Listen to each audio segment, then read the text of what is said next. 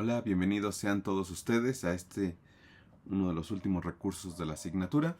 Vamos a observar el manejo de las fuentes en la disciplina de las relaciones internacionales, sobre todo en lo que corresponde a la investigación. Por ello es que esta presentación se denomina la reconstrucción de la realidad internacional, el manejo empírico de las fuentes y el abandono de la compilación encubierta. Vamos a ver. En primera instancia hay que observar, como bien se ha mencionado en distintas ocasiones, nada emana de la nada, nada surge de la nada. Es decir, nuestras ideas con las que desarrollamos nuestros trabajos de investigación tienen un origen previo y por lo tanto aquí es muy importante reconocer ese origen que se encuentra precisamente en otros autores o se encuentra precisamente en alguna revista de investigación, en algún texto académico o en alguna otra fuente documental o de investigación. Por ello es que hay que pensar que todas estas fuentes van a ser materializadas precisamente en los textos. Vamos a utilizar diversas fuentes de información para que a su vez nosotros desarrollemos una investigación fundamentada en el texto. Y para esto aludimos precisamente a lo que señalaba Jacques Derrida de la gramatología. No hay nada fuera del texto. Lo que implica es que nosotros vamos a referir a las fuentes, nos vamos a referir a los fenómenos internacionales desde el texto. En este sentido, pues evidentemente hay una complejidad implícita dentro de la investigación en el área de las relaciones internacionales. Evidentemente no hay un acceso, en la gran mayoría de los casos no hay un acceso directo a los fenómenos internacionales. Por lo tanto, la realidad internacional tiene que ser estudiada a través de filtros o a través de precisamente de elementos previos que nos permiten conocer lo que ha pasado, lo que ha sucedido. Entonces, esa es una característica, no tenemos una inmediatez, dependemos de un desfase temporal entre el acontecimiento. Sucedió un conflicto bélico, por ejemplo. Sucedió un conflicto bélico, ahora implica en una fase una interpretación de ese acontecimiento. ¿Por parte de quién? Por parte de una nota periodística, por parte de un académico investigando el tema, y nosotros generalmente acudimos a las fuentes. Estas son las fuentes de información, esas notas, esos datos, esas reflexiones. Por lo tanto, hay que observar que si bien pretendemos revisar toda la realidad internacional, no vamos a poder hacerlo. Entonces, vamos a tener que observar que vamos a discriminar diversos datos para hacer más eficiente nuestra investigación. Por lo tanto, se señala la realidad internacional involucra actores estatales, el estatocentrismo, y no estatales, interactuando en múltiples niveles simultáneos. Esto es, evidentemente, la complejidad del sistema internacional es tan amplia que para favorecer la investigación tengo que circunscribir mi análisis, delimitar bien mi objeto de estudio y observar que esta complejidad puede ser manejada en términos eficientes. No voy a estudiar todas las batallas, todas las guerras por poder, sino que vamos a circunscribir probablemente un objeto de estudio, la guerra del Golfo, específicamente el conflicto por los recursos petroleros entre Irak y Estados Unidos. Por ejemplo, estamos señalando que esa gran complejidad puede ser circunscrita en términos de efectividad. Bien, y evidentemente lo fragmentario, el fenómeno, dice la diapositiva, es captado por múltiples observadores. Puede ser por prensa, por agentes diplomáticos, por organismos no gubernamentales, intergubernamentales, y cada uno de ellos va a estudiar el fenómeno, va a tratar el fenómeno y va a interpretar el fenómeno desde diferentes perspectivas. Por lo tanto, se señala, el investigador internacionalista rara vez tiene acceso a los acontecimientos de forma directa. Por lo tanto, por defecto, somos tributarios de quien realizan una observación directa. Entonces, si no nos encontramos como testigos directos del acontecimiento propiamente dicho, lo estudiamos a través de notas periodísticas, lo estudiamos a través de notas diplomáticas, lo estudiamos a través de tratados internacionales, de la opinión de otros internacionalistas, etc. Ahora, todo esto va a tener dos grandes clasificaciones. La primera clasificación, las fuentes primarias y las fuentes secundarias.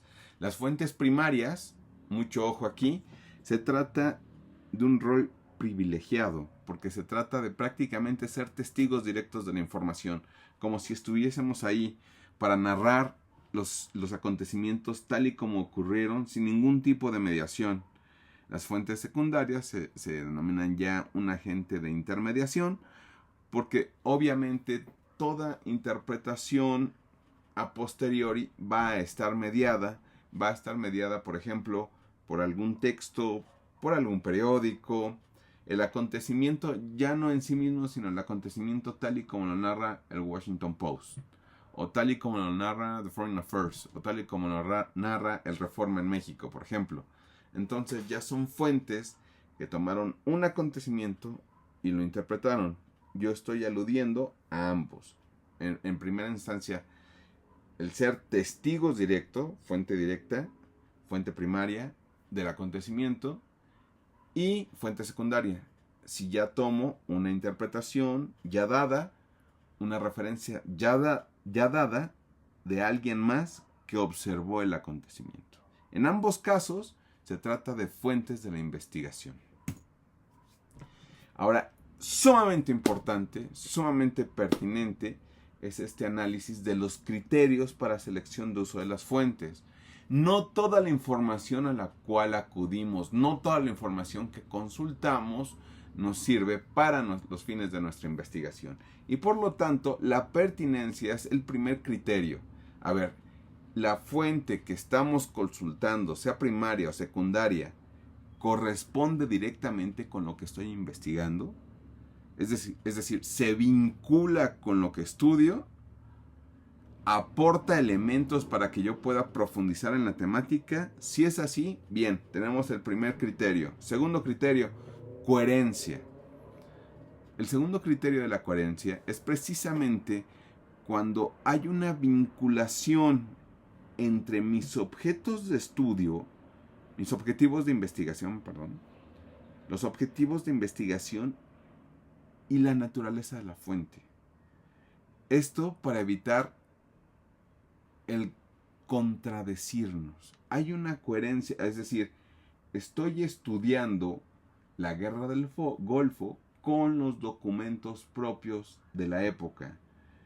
No voy a cometer anacronismos, no voy a cometer errores y voy a estudiar, por ejemplo, la guerra del Golfo con los documentos de 1893 sobre tal y tal. No.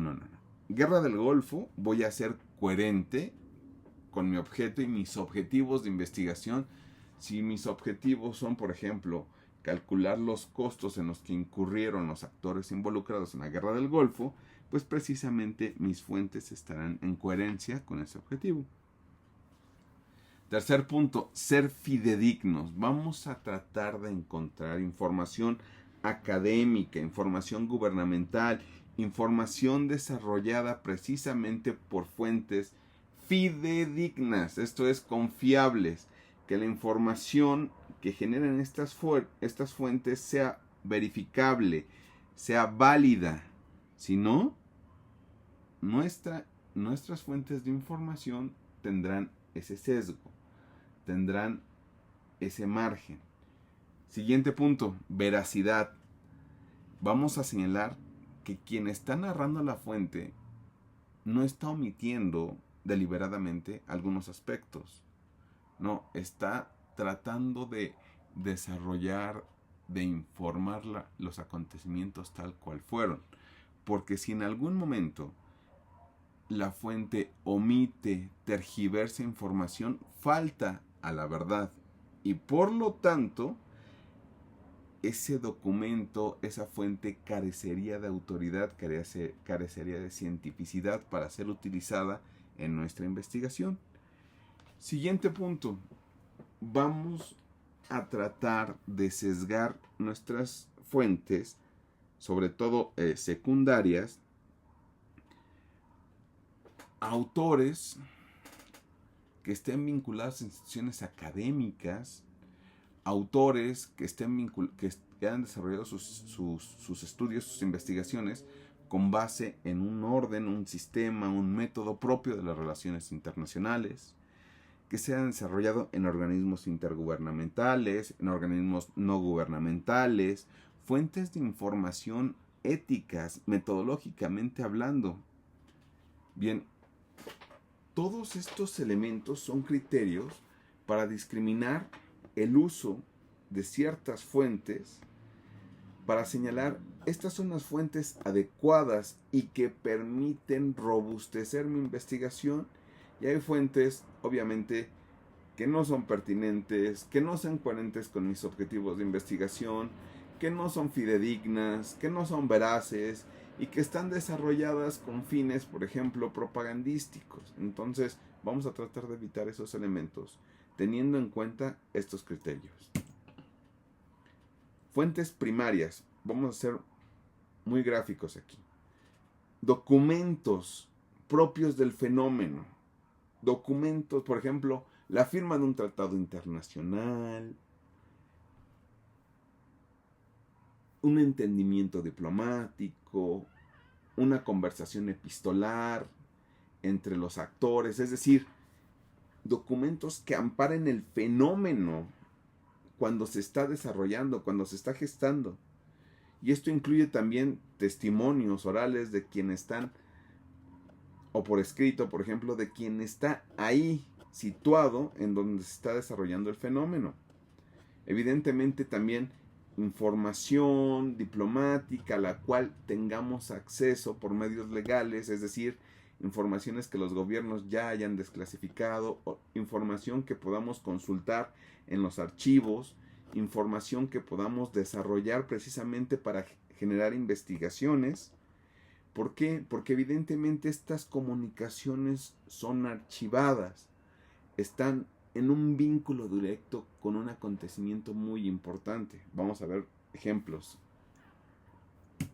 Bien, por ejemplo, tenemos aquí en la primera imagen el telegrama largo de George Kennan, enviado durante su estancia en la Unión Soviética al gobierno norteamericano, particularmente al Departamento de Estado.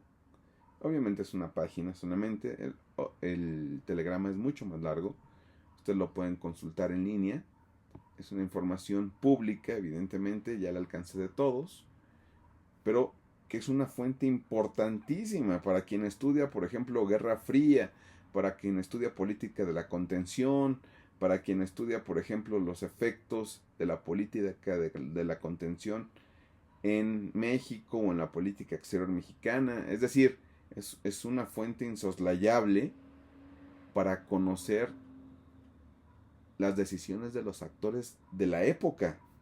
O por ejemplo, en el contexto de la crisis de los misiles nucleares, la que analizó Graham Allison, precisamente en esa crisis de los misiles nucleares en el cual está involucrado Cuba, pero que en estricto sentido era una crisis de los misiles entre Estados Unidos y la Unión Soviética, pues podemos ver fuentes gráficas, documentales, públicas sobre el fenómeno a estudiar, ¿no? Entonces, que de alguna manera estamos en una inmersión directa con los documentos que nos permiten desarrollar una investigación, que nos permiten robustecer nuestra investigación precisamente.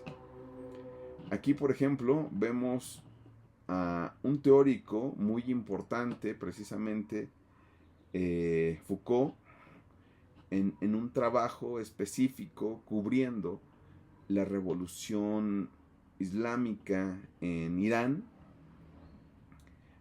a finales de la década de los 70.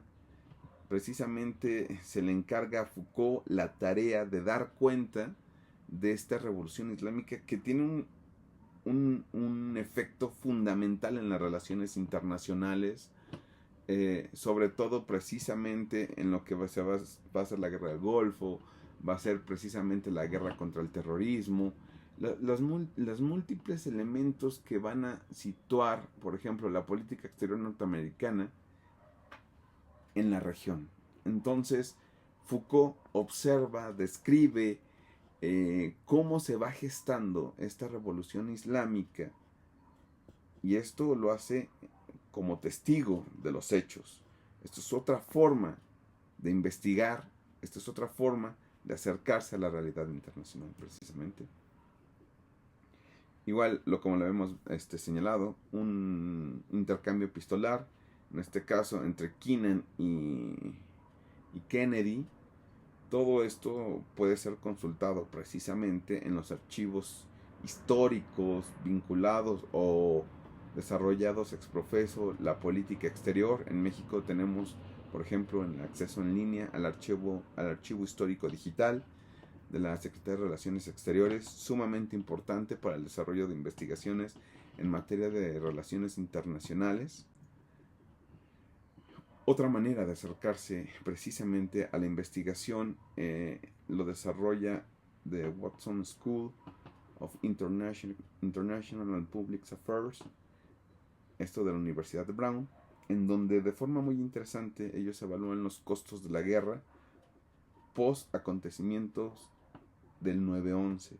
Entonces es una investigación bastante robusta sobre los costos económicos, políticos, militares, ambientales de esta serie de conflictos, de esta serie de guerras que se desarrollan precisamente en Medio Oriente a partir del 9/11. Entonces es una investigación, son datos muy específicos desde la academia que involucra evidentemente el compilar muchos elementos de fuentes fidedignas y que nos permiten dar cuenta de este elemento, ¿no? De los costos de la guerra, precisamente. Esto es una manera de trabajar las fuentes. Ellos desarrollando los costos de la guerra y nosotros consultando precisamente a la Universidad de Brown, particularmente en los datos que nos brinda sobre los costos económicos, militares, reitero, políticos, y utilizarlos en nuestras investigaciones, obviamente, ¿no? Bien, en fuentes secundarias no hay que perder de vista que, si bien es cierto, no están en contacto directísimo con los acontecimientos estudiados o con los objetos de estudio, no por ello vamos a soslayarlas del todo, no, vamos a observarlas como son, fuentes secundarias, que implican, relatan, interpretan, compilan elementos ya dados. Está el acontecimiento, están las fuentes primarias del acontecimiento, y bien, un autor decide desarrollar un texto, un libro. Ese libro ya se convierte en una fuente secundaria, porque observa la realidad, observa el acontecimiento, observan los datos de los organismos, observan las fuentes, por ejemplo, periodísticas, es decir, después de diferentes análisis, de diferentes indagaciones y de compilar diferentes datos, ahora un autor hace un texto, hace un libro sobre un fenómeno internacional. En ese sentido es una fuente secundaria. Digamos, ya está mediada, sí está mediada, pero lo que involucró fue que el autor va a analizar el fenómeno, pero desde una interpretación ya sesgada por datos de instituciones, por interpretaciones de la prensa, por interpretaciones de revistas especializadas, por interpretaciones de organismos intergubernamentales. Es decir, esto se convierte en un documento muy fuerte de la disciplina, porque nos ayuda a estudiar los pilares propios de la disciplina, los objetos de la disciplina, pero no solo eso, es sumamente importante porque es precisamente para nosotros, como investigadores también, lo que nos permite a posteriori desarrollar marcos teóricos. y también estados de la cuestión, ¿no? Estos autores, ¿qué han escrito sobre el tema? ¿Qué han desarrollado? ¿Qué libros hay sobre el tema? ¿Qué artículos hay sobre el tema? ¿Qué artículos, qué autores han hablado sobre lo que estoy investigando? Eso es el estado de la cuestión, o también denominado estado del arte. Bien. Por último, una distinción. Vamos a hacer una distinción a través de una matriz. Fuentes primarias y fuentes secundarias. Relación con el fenómeno a estudiar. Vamos a pensar Guerra del Golfo, retomando este punto. Fuentes primarias, acceso directo, testigos, por ejemplo. Recopiladores de información in situ. Fuentes secundarias, quien está desarrollando ya la información, pero ha sido mediada esa información, ya es un intermediario que está escribiendo un texto, ya es un intermediario que desde afuera del acontecimiento, lejos en una universidad, está desarrollando una interpretación sobre el acontecimiento con base en los datos, hechos, etc. Nivel de distorsión. En las fuentes primarias evidentemente es mínima porque el acontecimiento está ahí patente. En las fuentes secundarias puede ser alta, evidentemente. ¿Por qué? Porque con cada eslabón de intermediación, es decir, está el acontecimiento, está la nota periodística, está la interpretación de algún especialista en alguna revista, están diversos textos que han estudiado el tema. Entonces, evidentemente, con cada uno de estos textos, con cada una de estas interpretaciones, se incrementa precisamente la distorsión del objeto de estudio.